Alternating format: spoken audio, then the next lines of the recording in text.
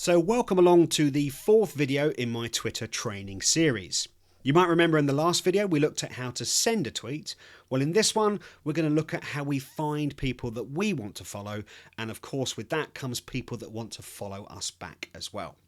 So over here on the left hand side we can see that we've got that original number of people that we started to follow when we set up. We've already had 6 people follow us back. Well, how can we find people that we might like to follow? Well, Twitter wants to make it fairly easy because over here on the right hand side it has a list and suggestions, surprisingly enough, called Who to Follow. So this one here at the top, I can tell you, I don't know who Matthew is, but we can hover over it and it says I make educational videos with a twist of comedy. There you go. Maybe he could do me out of a job. But we are seeing him because that, again, is a paid for advert. What we see down below here are 2 people that you might like to follow who are connected to someone else who follows you. And that is, of course, me. My personal account follows my training account. So it's looking at like for like people that I follow personally, and it's recommended that maybe you'd like to follow Vanessa or maybe you would like to follow Paramount Personnel. Now, you may not want to follow either one of those, but we can look at how we do that in a second, how you can get some more suggestions. But look at this one here. I want to show you this. If we click on Find Friends, how does it know who your friends are? Well, this is a little bit tricky, a little bit sneaky, because what it does is it takes us to that area where it wants us to give it access to our address book in our email contacts. I've told you before it's not something I'm happy to do. I've never done it, so I don't know what it does, but I assume that it's then going to send an email to everybody in my address book saying, hey, Matt's joined Twitter, why don't you come and follow him? Why don't you join Twitter as well?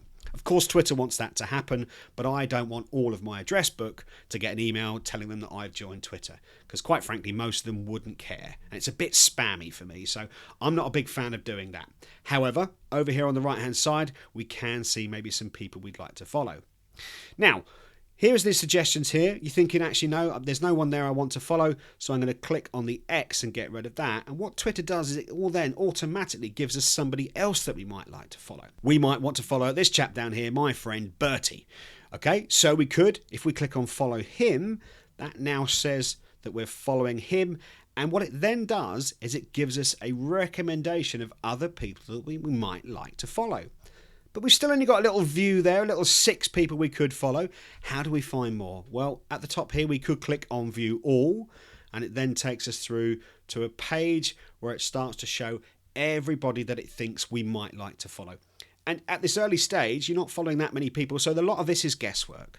So it's coming up with one of the ex-Exeter Chiefs, who is someone that I follow personally, my friend Kelder, a former client of mine, Children's Hospice Southwest, did some social media training with them.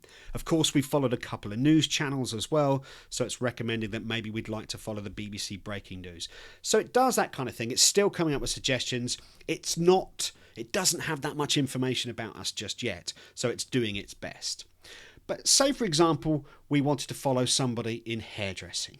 Now, I've already done this search, and there's lots of jokes to be had about the amount of hair I have. We can clearly see not very much. But if you wanted to find fellow hairdressers, or you were someone who provided goods or scissors to hairdressers, we could try and find some hairdressers to follow. So if you click on that search, what it's going to do straight away, and there's a great comedy video it's showing us straight away, which is quite nice. We're seeing this because this guy is very famous. He has quite a few followers. So we're seeing this. What Twitter does is it shows us what it thinks we want to see first of all. But what I'm interested in is finding other accounts to follow to do with hairdressing.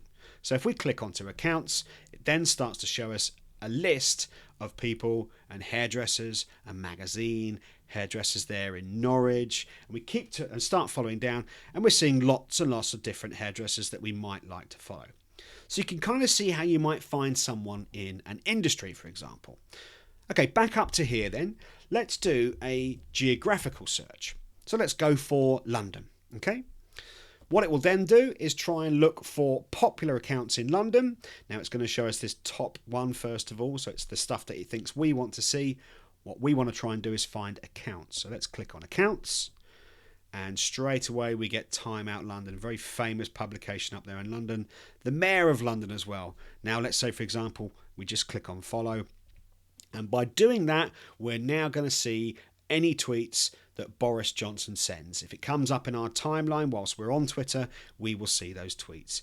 And we can scroll down here and you can see all the other different accounts that say London on there. There's even, look at that, look, that's nearly 4 years out of date now, the Olympics in 2012. I expect they still send some content out on there.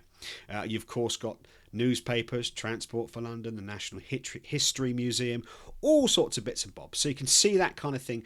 That's how you would find people geographically.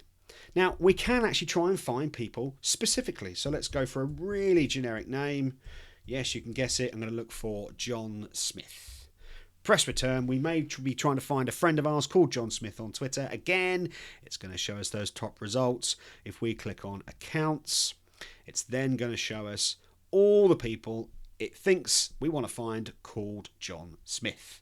This guy has got a verified account. So he is John Smith Guitar.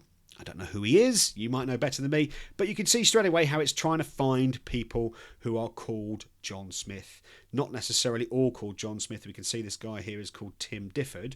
But seeing his account there, John Smith's Stadium. So that's why it's showing us that kind of stuff. So it's not always going to show you the person's name, but just an interesting way of trying to find people on Twitter. So if there's someone specific that you want to follow, pop their name in there. If there's an industry you're interested in, pop that industry in there. And of course, if there is a geographical area that you're looking to get to follow people in, then that's another way of doing it.